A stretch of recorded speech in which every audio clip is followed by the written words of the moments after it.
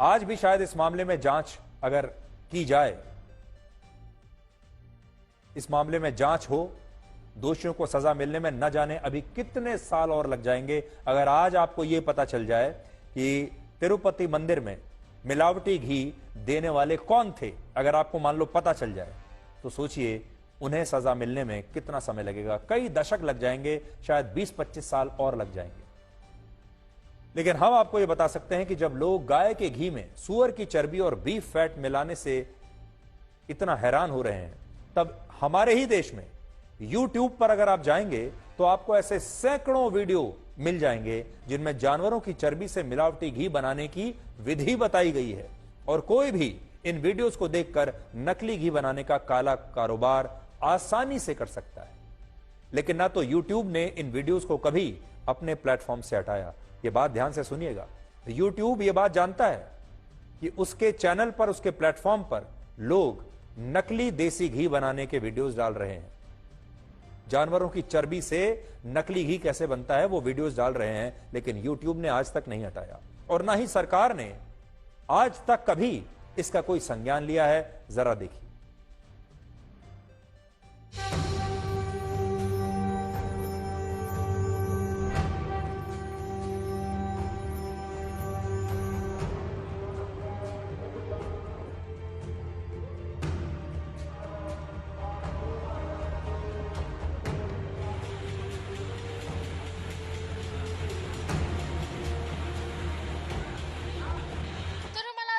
देवस्थानम जो है कई सारे भक्तों के लिए बहुत सेक्रेड और सैंक्टिमोनियस है।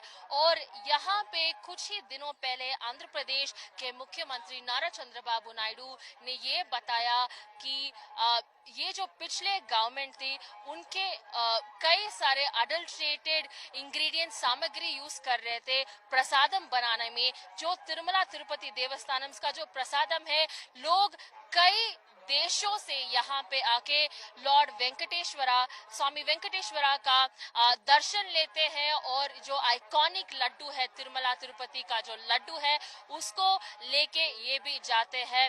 ये जो रिपोर्ट अभी आया है इसमें ये साफ दिख रहा है कि जो घी यूज किया था उस घी में ना कि ऑलिव ऑयल, सनफ्लावर ऑयल और कई सारे जो अडल्ट्रेटेड सामग्री थी। पर एक और शॉकिंग बात ये था कि इस जो घी में रिपोर्ट टेस्टिंग के तौर पर रिपोर्ट्स आई है, उस रिजल्ट्स में एनिमल फैट भी था, जिसे कि फिश ऑयल, बीफ टैलो और लॉर्ड।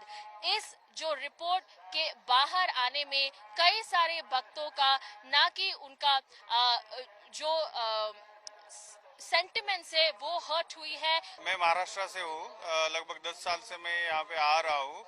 तो पहले लड्डू का क्वालिटी जो था, पहले जो आता था तो अच्छा था, बीच में 3-4 साल वापिस उसका क्वालिटी थोड़ा सा खराब हो गया था। तो आप ये समझ लीजिए कि दिवाली का त्योहार अब आने ही वाला है। कुछ समय के बाद दिवाली का त्योहार आएगा, उस समय बाजारों में बड़ी रौनक होगी। आप सब लोग मिठाई खरीदेंगे बाजारों से, मावा आएगा, घी का प्रयोग बहुत ज्यादा बढ़ जाएगा।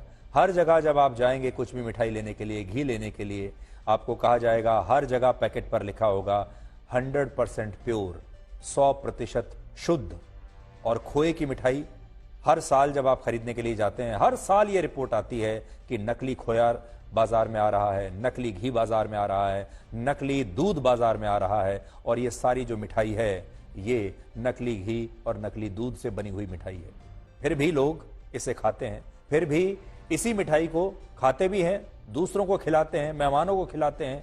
पूजा में इसी मिठाई का प्रयोग किया जाता है और इसी मिठाई से पूजा के बाद प्रसाद भी बनता है। आपके घर में भी मिठाई आती होगी, लड्डू आते होंगे और लोग ये कहकर जाते होंगे कि हमारे घर में पूजा हुई थी, उसका प्रसाद है।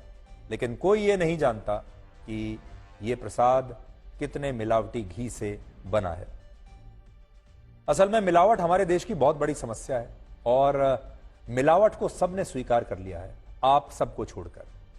आपकी सेहत खराब होती है, आपको बीमारियां होती हैं, आपका पैसा बर्बाद होता है। लेकिन इसी मिलावट की वजह से हमारे देश में एक बहुत बड़ा तंत्र है जो पैसा कमाता है और उसी से यह भ्रष्टाचार होता है। आज इसी मामले पर विपक्ष के नेता राहुल गांधी ने भी सोशल मीडिया पर एक पोस्ट किया है और कहा है कि तिरुपति में प्रसाद को अपवित्र करने की खबरें परेशान करने वाली हैं।